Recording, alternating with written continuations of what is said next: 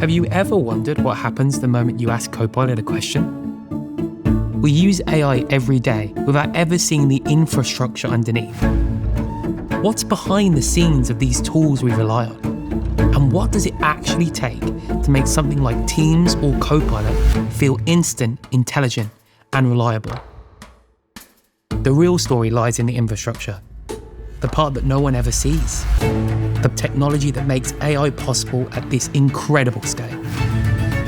In the era of AI, we're rethinking everything. New silicon, new cooling, new networking, new architectures. This is a complete re-engineering of the stack.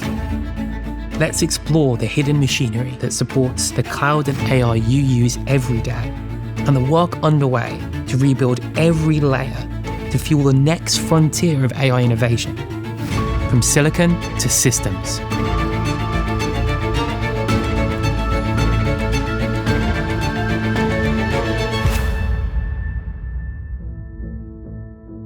I'm Connor Doyle, and for the past 7 years, when I think about it, a lot of my time has been spent on calls. And lately, AI has become a big part of how I get work done. So today, I'm meeting with Pat Steeman, one of the engineers working on the fundamental building blocks of all of this, to help me better understand how infrastructure is evolving, starting with one of our innovative server blades. Wow, what are we looking at here? What is this? This is our brand new Cobalt 200 server. It's got our latest Cobalt 200 SoC in it, the latest set of Azure boosts in our storage and networking technologies, and it's the foundation of Microsoft products like Teams and Azure SQL and others. So this looks a little bit different from like my laptop at home that I might use. Yeah, it is different, but in many ways the same. It's designed though for scale, and it has some of the same components your laptop might have. So you might say this is the heartbeat. This is the Cobalt 200 system on chip. This is where our customers, their workloads, their virtual machines and all of their code, it runs here on the chip. Inside the chip are 132 individual little CPUs. Oh. And there's hardware and software that allows us to take those CPUs and then share them with our customers in a secure and safe way. What I appreciate the most about the server blade is the efficient use of space. We spent a lot of design energy to make sure we could have two individual setups in the blade. And this too really allows for more power efficiency and performance. I see, but this is just one example of how Microsoft's thinking about systems level design. We also have GPUs as well. That's right. If we were to go down the data center together, we would see blades that maybe look like this one that were CPUs. If we were to go farther down the data center, you would see maybe a AI accelerator rack or a GPU rack. In fact, I brought something I'll show it to you. Oh. Okay, so this is what we call an accelerator module, and it's from our Maia product. And what we do in a Maia server is actually 4 of them. Oh, 4? Next to each other, all together. And what's particularly noticeable is it has an integrated set of liquid cooling pipes. The amount of compute and power that it's consuming for that AI workload is higher. And so they've invested in this closed loop liquid cooling that allows coolant to come right down on top of the chip and then back out and recycled. And the previous infrastructure is not meeting the demands of today, or what's the driving force behind this?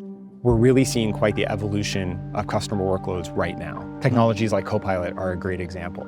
Those scenarios are requiring so much more out of the rest of our infrastructure, more compute, more storage, more networking, really delivering on those experiences. So Pat, this is the end result, but I'd love to sit down and talk about how this all comes together. All right. Every customer that I'm speaking to is asking about AI, what's next?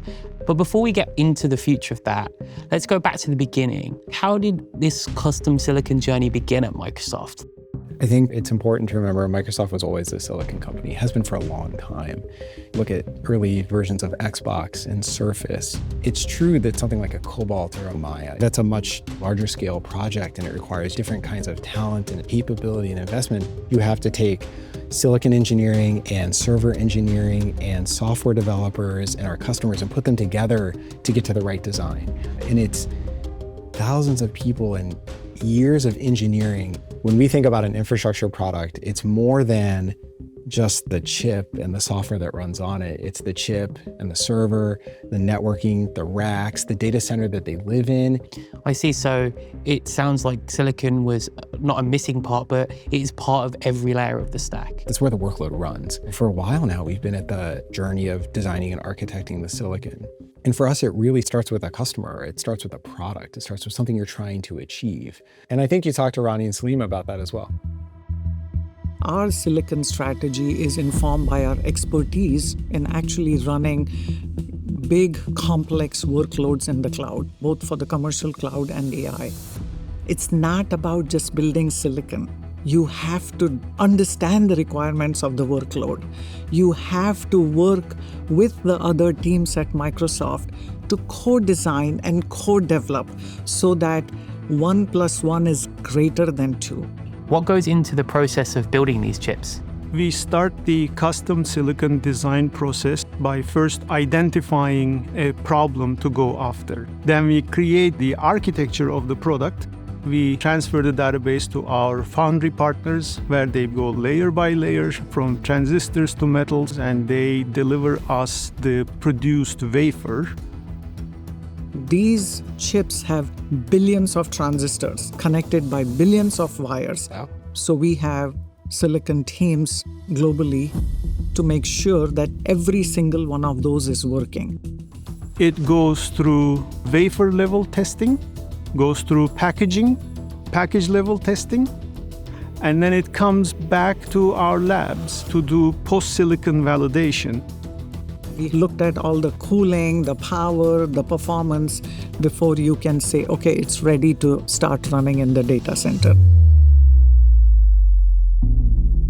So Pat, we've talked a lot about the server blade, but what about the data center? How is that purpose-built?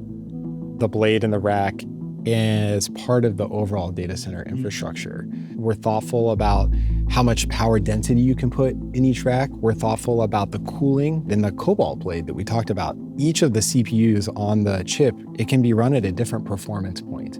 And so we can turn down each of the individual CPU cores so that the overall power consumption is at the most efficient or lowest part. When we think about some of the liquid cooling work, they're closed loop systems where they're filled with water or a liquid once, but then they're recycled back and forth between hot and cold. We're not consuming more water every time you try to cool the system. So it's really thinking about this almost from first principles, bringing sustainability in mind. That's right, absolutely. So what does all of this mean for the future of AI workloads, customer workloads, infrastructure? We're not just designing servers, chips, networking components. We're designing them all together for the workloads of today, but also for the workloads of tomorrow. Microsoft now has the ability to build custom silicon. We've demonstrated it. We can tailor it to our workloads and to our customers inside and out. The place we're going is more of that, more specialization, more tailoring to the needs of workloads like Teams or even Copilot. What 1P silicon means for my team is new tools that allow them to do their job better, new tools that allow them to produce solutions that they couldn't produce before. And not only push it into the PaaS and IaaS layers that we already had with Azure, but push it all the way down into the silicon, all the way down to the transistors that make the cloud real. What is amazing and exciting is that we are building these systems to power the AI infrastructure. We are building world's computer, world's AI computer, and the infrastructure that allows you to solve the world's most difficult problems for your business. You may never see a Cobalt blade or walk through the labs where these chips are tested. It's rare to see custom racks being assembled or the liquid cooling systems that make them possible. But you do feel the impact every time you join a Teams call or ask Copilot a question. So every time you use technology, remember that somewhere in a data center you may never visit, an entire stack of purpose-built infrastructure is working in the background, driving the AI era and shaping the future of the cloud.